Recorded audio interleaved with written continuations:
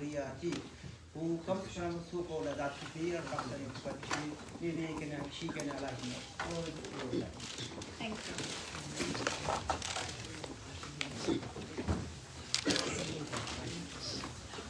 Good afternoon, ladies and gentlemen. Thank you, United Kashmir People's National Party, for giving me this opportunity to speak about South Asian region. And thank you for the Member of Parliament for sponsoring this seminar. The South Asian region faces a grave security threat due to increasing extremism and terrorist activities. The politics of violence and extremist trend in the region can be linked to the contradictions arising from faulty national policies.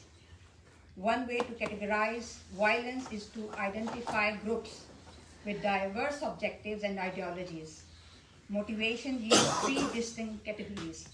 Number one, those motivated by nationalist politics. Number two, those motivated by religious extremism.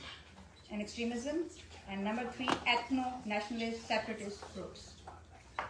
Multiple grievances, alienation, humiliation, demographic shifts, historic wrongs, and claim over territory derive religious terror and often provide a fertile environment for recruitment.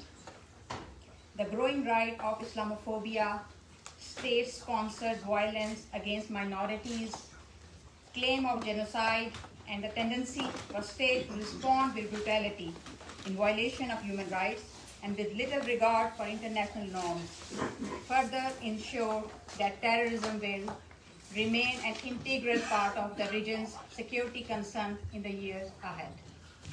With over 1 million Rohingya refugees from Myanmar living in neglected camps in neighboring Bangladesh, there is concern among radicalization experts that these camps offer ideal conditions to make them potential breeding grounds for extremism. In Pakistan, the Hindu community, Christians, and other minority religious sects suffer widespread persecution and continue to be denied a voice, status, and protection in a newly formed Commission for Minorities.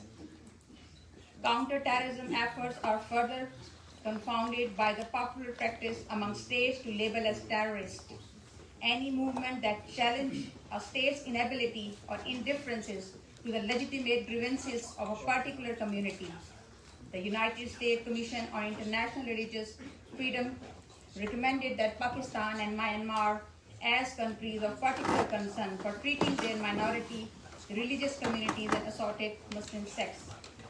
The list is so long, but I think that I will shortly go toward the recommendation, because as we are present in the House of Parliament, and the respected members of Parliament would be keen and inclined to know, on top of everything, that what we want them to do, as we find Britain one of the most responsible and influential countries in the world.